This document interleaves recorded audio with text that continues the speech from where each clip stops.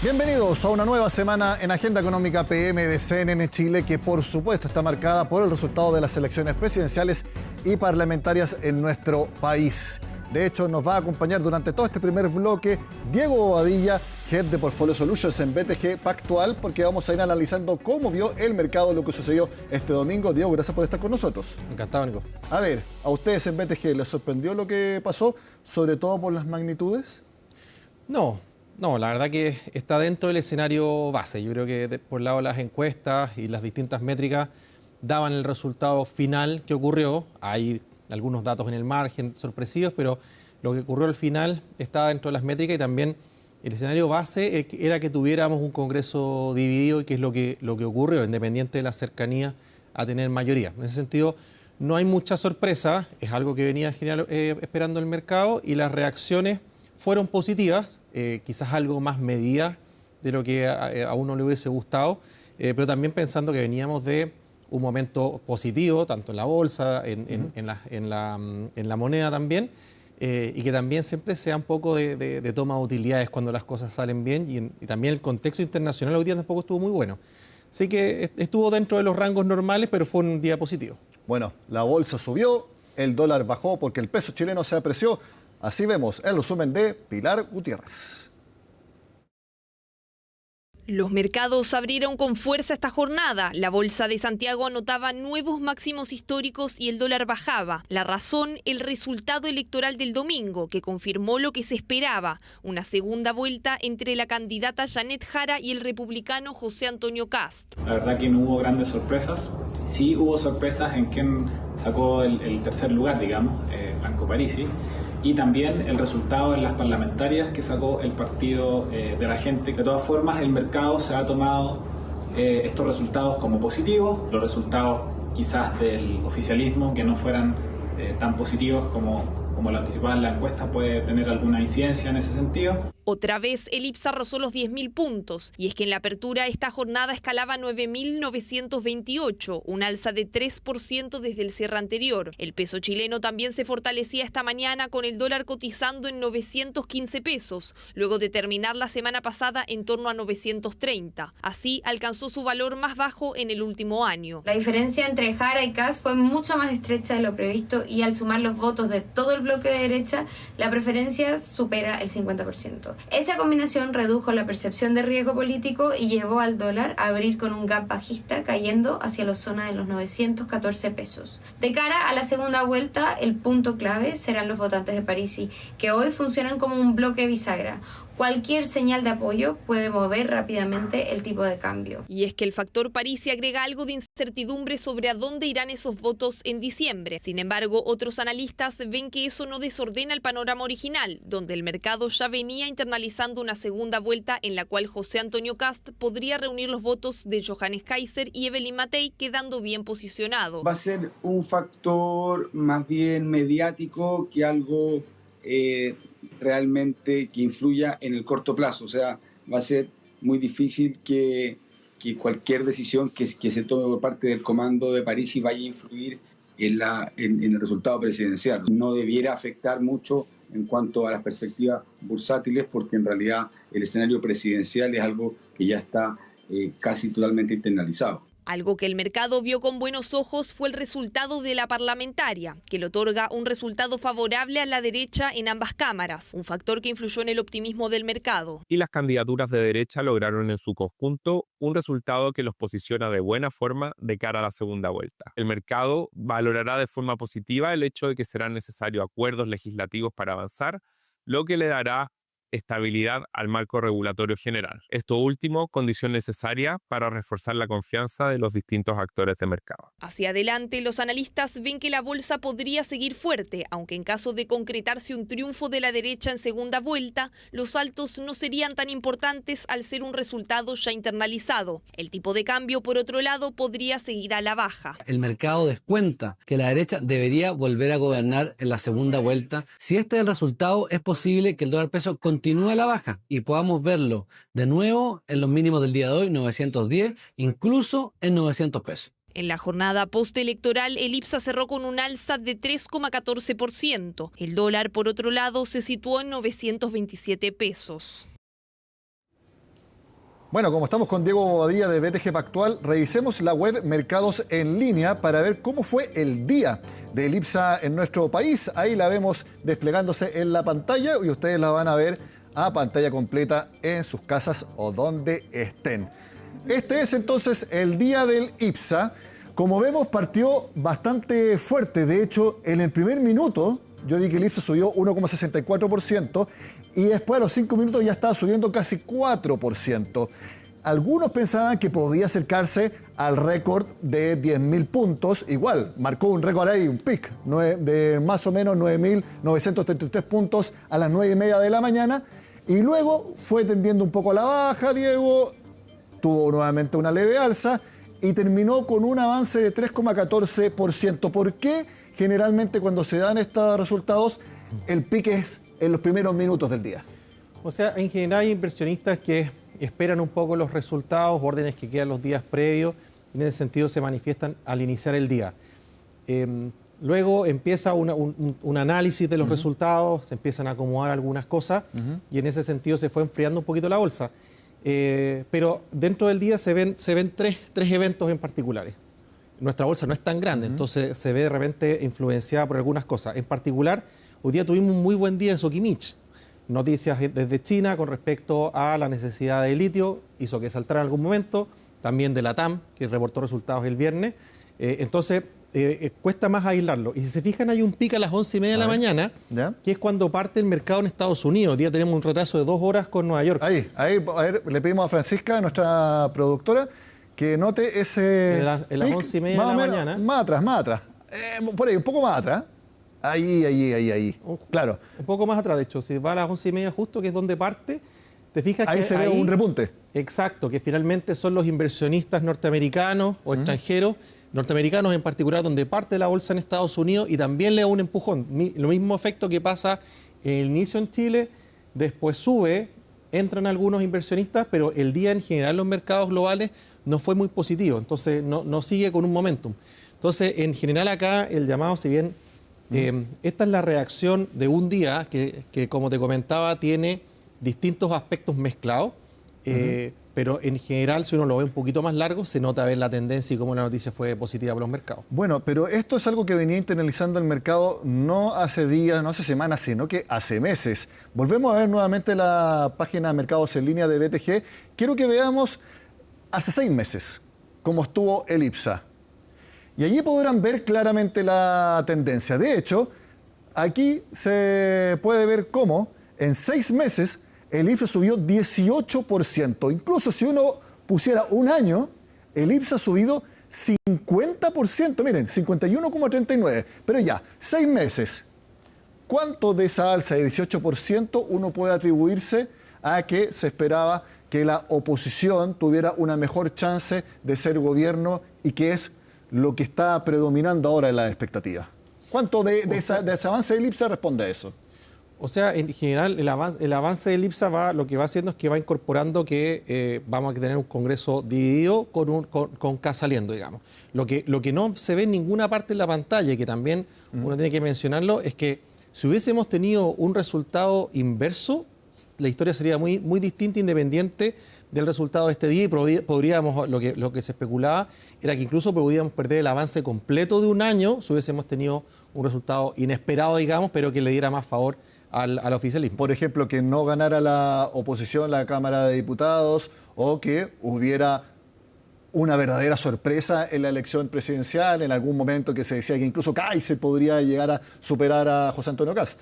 Exacto, cosas que desordenen la tesis de mediano a largo plazo. Si al final la tesis en esto es que finalmente deberíamos tener un gobierno que privilegie más el desarrollo económico, el empleo, y esos puntos adicionales de crecimiento más una estabilidad permea en otras cosas que permiten que la economía ande mejor y que se traducen en mejores precios de los activos. Bueno, precisamente estabilidad, mejores condiciones de empleo es lo que quieren los gremios de nuestro país. Te invito a ti y a las personas que nos están viendo a que revisemos qué fue lo que opinaron. Primero, el gremio más importante de nuestro país, la CPC, y también la Sociedad Nacional de Agricultura, luego de conocidos los resultados presidenciales y parlamentarios.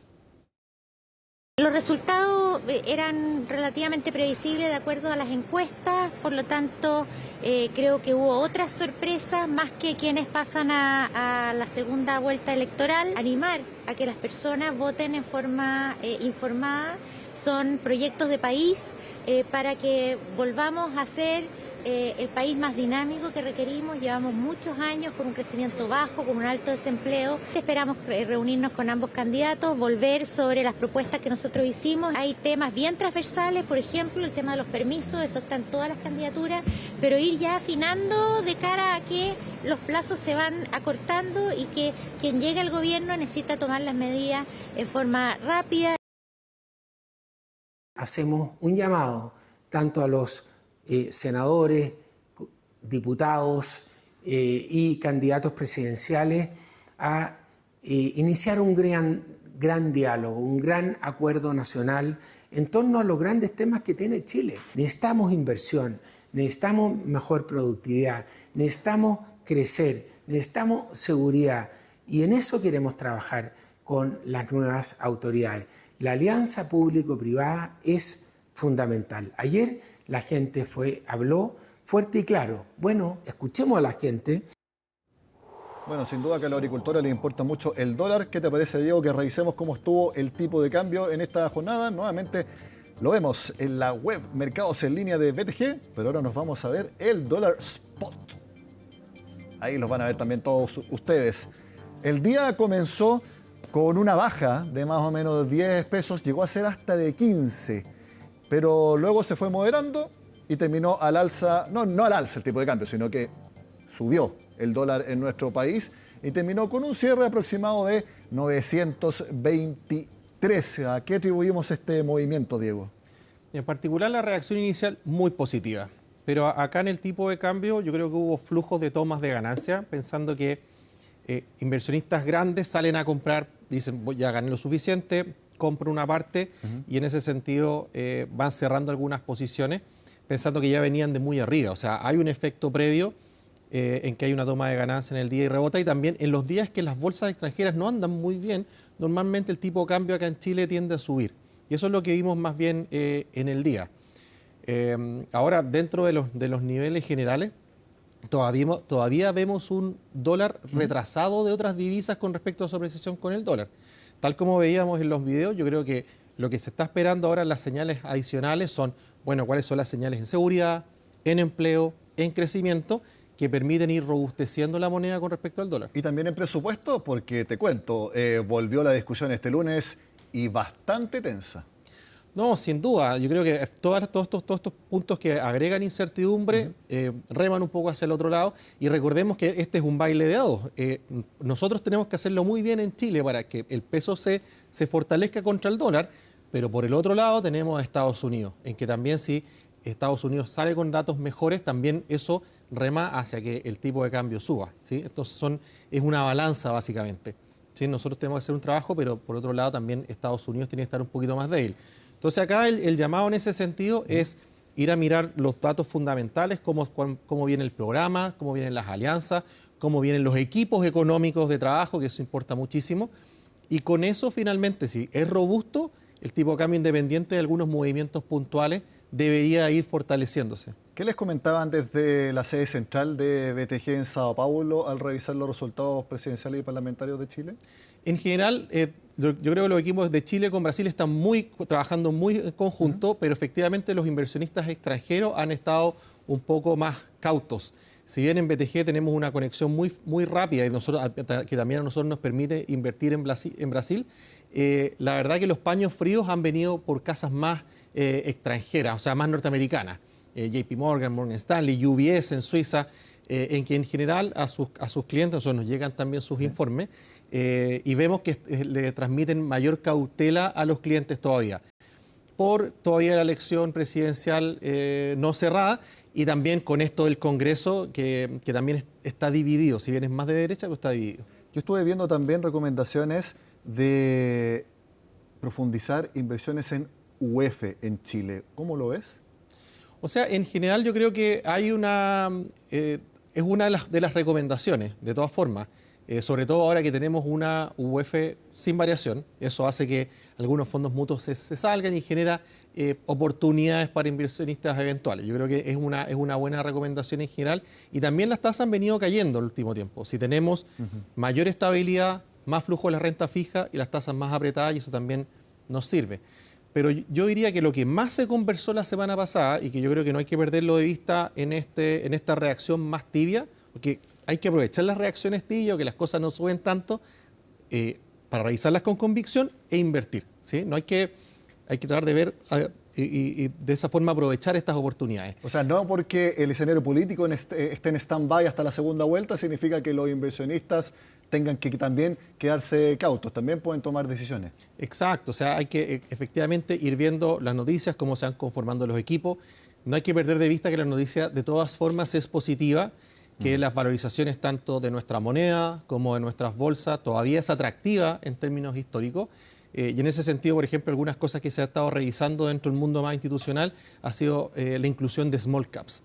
Más que las empresas grandes que están en el IPSA, los índices ya de empresas más pequeñas que también vienen algo más rezagado y que también demuestran buenas oportunidades. Diego Bobadilla, Head de Portfolio Solutions de BTG Pactual. Repetimos el ejercicio el 15 de diciembre, ya cuando sepamos quién va a ser el próximo presidente o presidente de Chile. Sí, encantado, feliz. Muy bien. Igual nos vamos a ver antes, pero dejamos comprometidos para esa fecha. Gracias por venir, Diego. Encantado. Hacemos la pausa y al regreso en Agenda Económica les cuento por qué le dije a Diego que volvió tensa la discusión del presupuesto. Al regreso acá, en CNN Chile.